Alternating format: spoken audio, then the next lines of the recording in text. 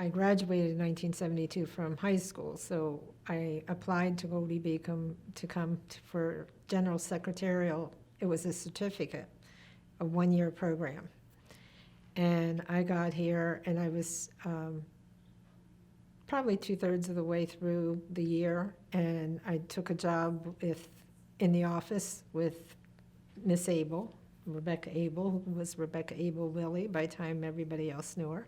She had a nice office with wood chairs and everything. My desk was outside of her office, directly outside of her office. And we were in Wilmington. We moved out here in 1974. So I started full-time in April of 74, and we moved out here in September of 74. And I boxed up Miss Abel's office. She had gone on a cruise, and I boxed up her office. And I remember there was this huge article done on her in the News Journal about she was moving the college to Pike Creek Valley. And I'm like, she's not moving anybody. I'm boxing her office up.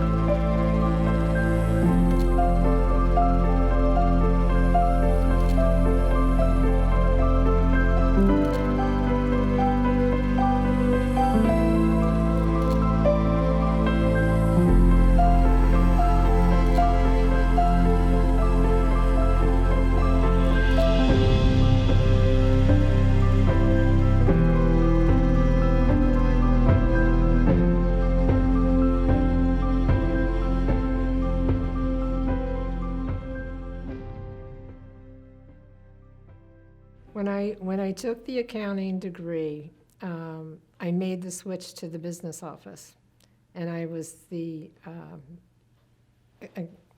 don't remember the title, some type of an accountant, did the books for the college. And back then, we had no computer. Well, I take that back. We had the unit record computer with the punch cards, the 80-column punch cards, and I ran that equipment when we were downtown, and then they moved it out here, and that was the office where it's right across from Sarah E's office, and that was opened up. Both of those, that and the closet on the other side were the big room where all that equipment was, because if you've ever seen that equipment, it's humongous. There's a huge card punch, and then you have a sorter, a collator, and then one that prints out, I can't even remember what all the equipment was named, but it was equipment all the way around the room, and you would start with your key punch, and you would punch the card, and then you would go over here, you'd have a stack of cards, you'd put it in and sort on specific columns, and then you get them sorted in the order you wanted it printed out. So that was a massive piece of equipment. And we had that until 1978. We actually got a NCR system that it was a tower, and it had two drawers. I don't know if you've ever seen the big platters that are about this big.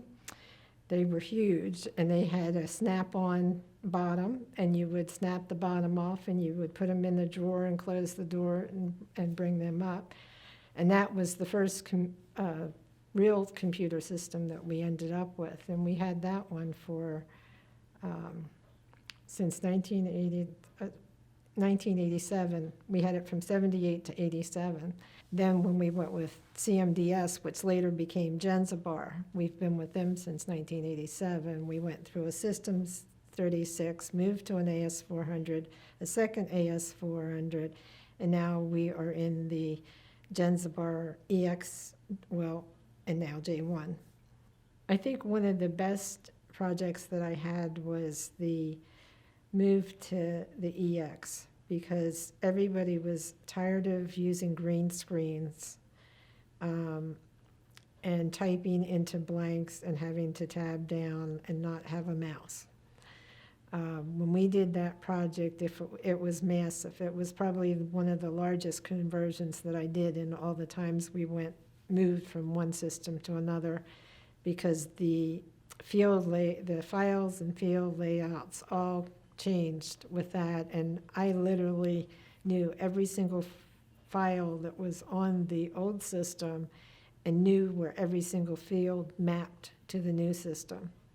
And it was a massive undertaking because it was over a year that we spent doing training sessions with the employees to bring them up to speed so that they could be ready to go once we went live with it. And if you see people walking around with the shirts that say we went live in 2005, that was the project that we were on. That was probably the most important one I think we did at that point. People were very happy with it.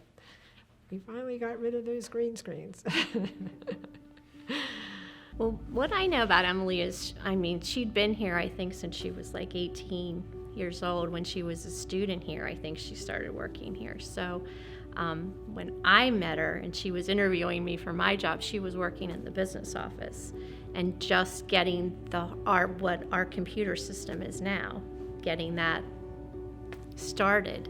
So she kind of started our whole computerization from the ground floor up. So for me, it's kind of, it's a happy, sad thing for me, Emily leaving, because I've known her for so long, and I've always been able to, like, anytime I have a computer issue, it's just like, I can email Emily or put a help desk in, and she knows all of our processes in the business office because she used to.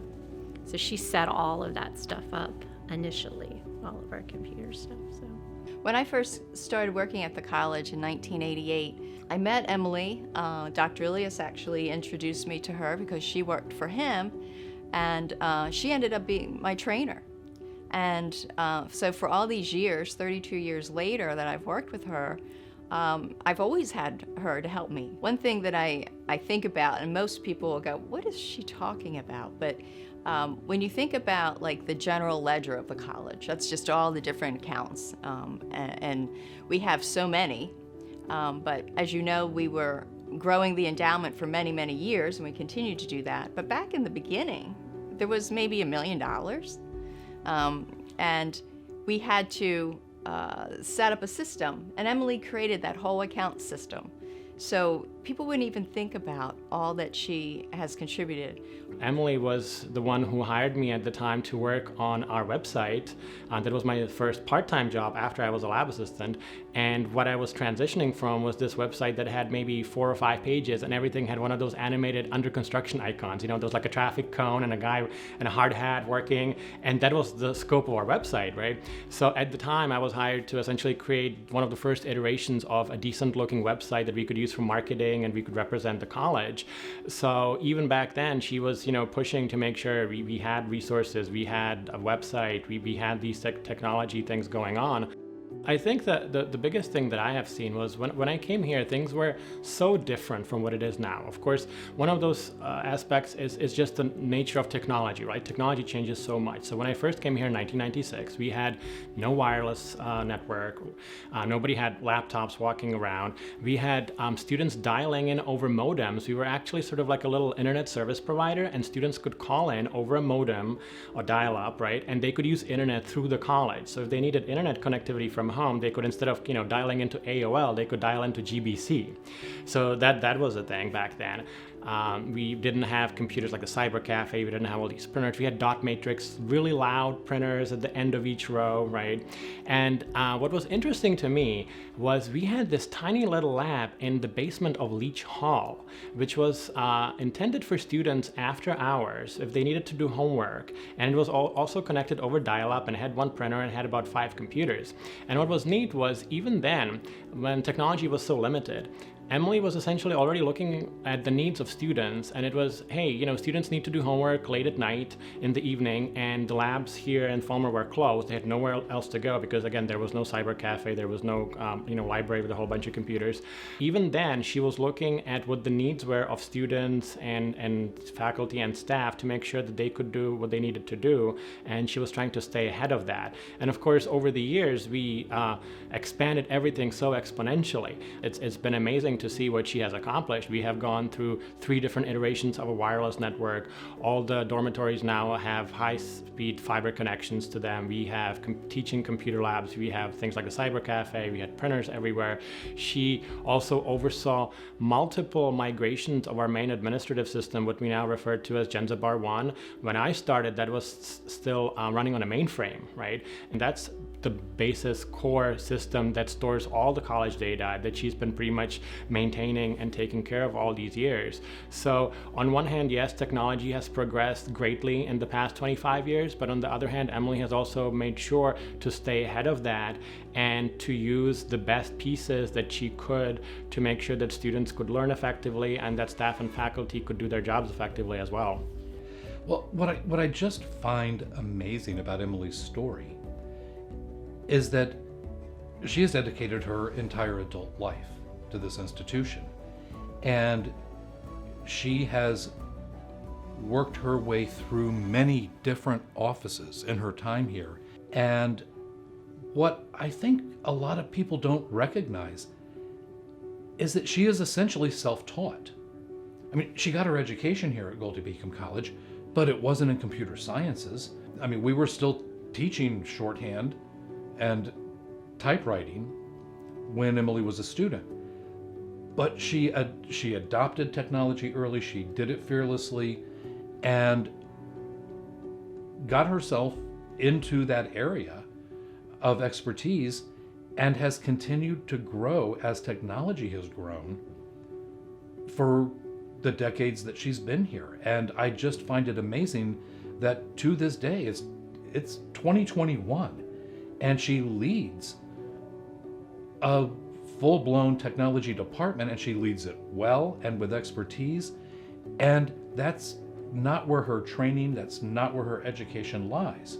That she has evolved with technology and has kept abreast of it and has mastered it. And I think it's a phenomenal history of employment and growth throughout her career. It's not like she's had a job that she can learn, master, and then sit back and coast to retirement. She has to adapt and adapt and adapt, even right up through the pandemic, and figure out how to get this college ready for remote work from the staff, remote teaching by the faculty, and she's had to make sure all that happens. And I think she's done that phenomenally well. When COVID-19 hit and we had to all of a sudden move remotely, there were a lot of people that stepped in and really helped make that happen. Emily was pretty key to that.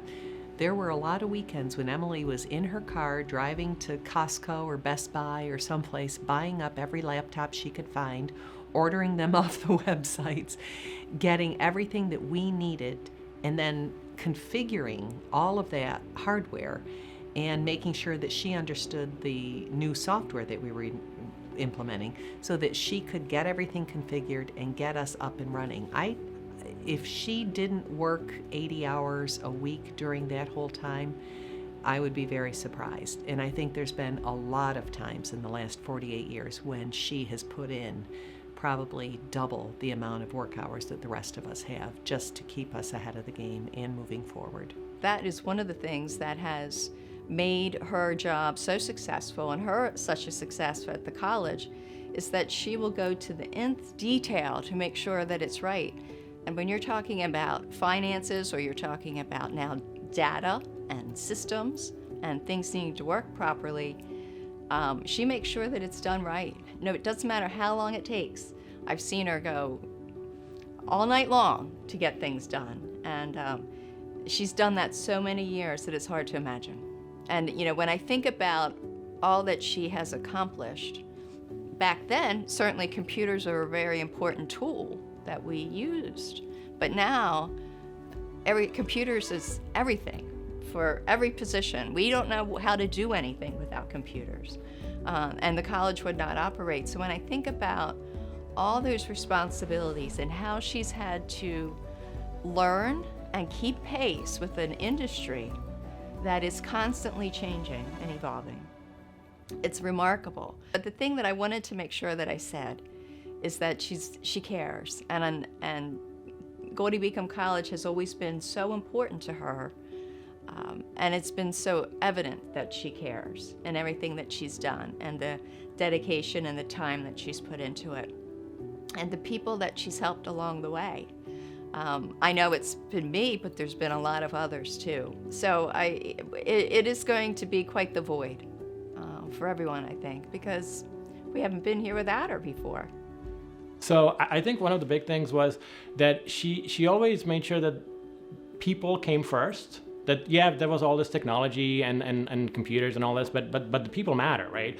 And without the people in place, you can't do the work that you need to do. So I think one of the big lessons for me is to make sure going forward that continues, that people know that their work is being appreciated, that the department is cohesive, that we all work together really well, and we know we support each other and have each other's backs and can rely on each other.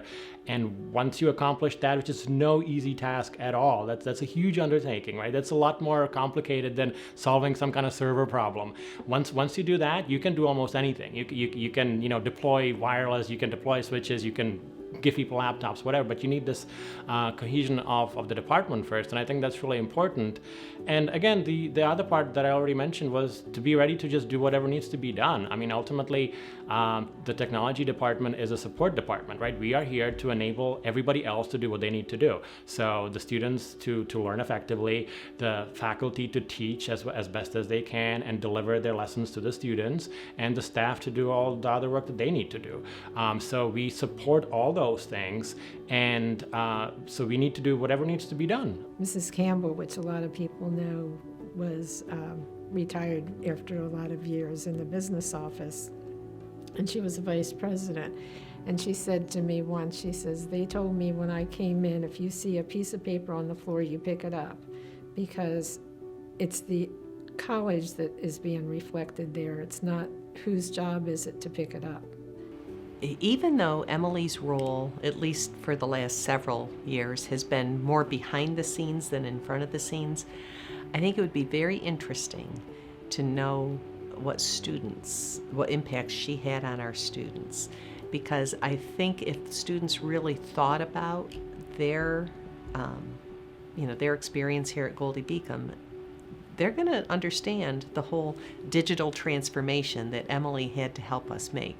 She took us from typing transcripts on typewriters to software systems that manage this sort of thing. And I think as we have made every improvement in our digital world here at the college, she's been a key part of that. And I think it'd be very interesting for students to hear what they have to say about that, because I suspect if they really thought about it, she's probably just as key to their success here at Goldey-Beacom as any of our faculty members have been to their success. You know, losing her from the day-to-day operations at Goldey-Beacom is like losing an arm, losing a leg. Oh my God, we're going to miss the woman who has all the answers. Emily knows so much, obviously so much about technology, but she also knows so much about the institution. But there's going to come a day, and probably multiple days, where we're going to say, I wish Emily were here. She would know the immediate answer to that. What I take great comfort in is Emily has done an excellent job in helping the rest of her staff to understand how things operate, and given them the freedom that they need to put their own stamp on their work. And so I think she has positioned us well to move ahead, and I think we're going to miss her. We're going to wish she was still here, but I think she's done an excellent job in training up the next generation of our IT operations here. Well, after the 48 years, and there are 48 years of a lot of work and a lot of time spent. No one is more deserving of a relaxing, carefree, no worries, no phone calls in the middle of the night, and time to change the website, it's snowing outside kind of calls. So I hope for her that she has the time to relax and spend time with her family, her daughter, her grandsons. I know she's looking forward to that, but after all the time she spent and how hard she worked, no one deserves it more than she does. And I hope she really has a wonderful, relaxing retirement. My purpose in anything I do is to make sure I put as much effort and time into it to do a good job. I've always wanted to feel proud of what I did and feel when I got finished any project that I had that I put as much effort into it as I needed to or more. As Chrissy would tell you, she would probably say that I went beyond what I needed to do and making sure that I did something right. I double check all my work. If I do any type of reporting, it's double checked to make sure that it's right. I was that way when I was in accounting. I'm still that way. It's who I am. And sometimes that gets you in trouble because it takes more time when you do that. But I always wanted to do the best job I could do, and I still want to do that in my life. I came to Goldey after about 22 years in the United Methodist system of higher education, and Emily is Methodist. And there are a couple of things that I learned being in that setting for a long time, and that is when it comes time for someone to retire, the best thing you can say is to step back and say, well done, good and faithful servant. And she really has done an amazing job for us and an amazing job for her and our students. And so that well done, good and faithful servant is what she really needs to hear now, because she has done all of that.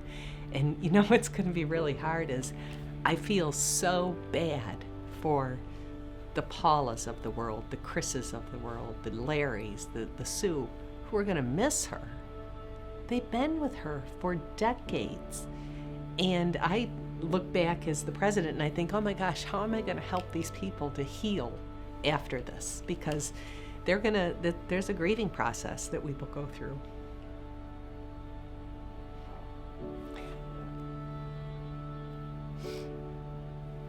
I just feel so bad. Well, as I teared up when I was talking to her yesterday, I hope I don't do that now. And I am, as I'm thinking about it. But I just thank her for her friendship and support over the years.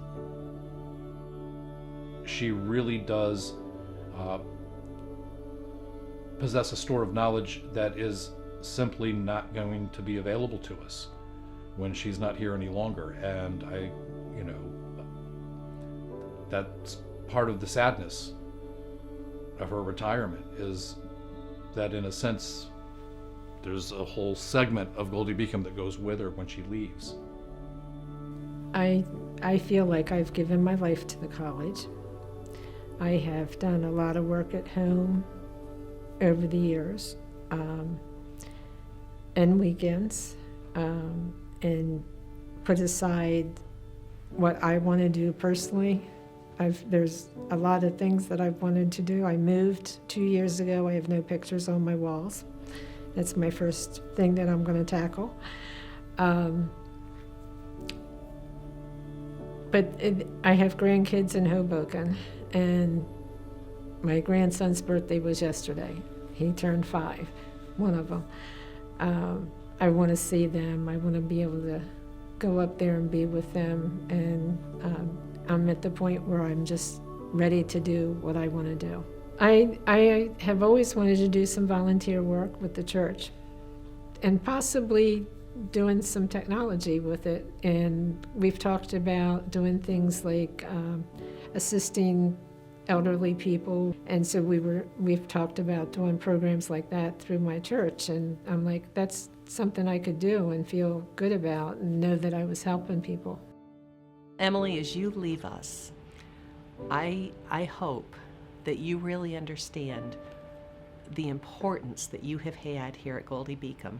We would not be the college we are now, we wouldn't be the staffing we are now, we wouldn't be where we are now without you. You have been a critical part of us for 48 years, and there is no way we could ever say thank you enough for that.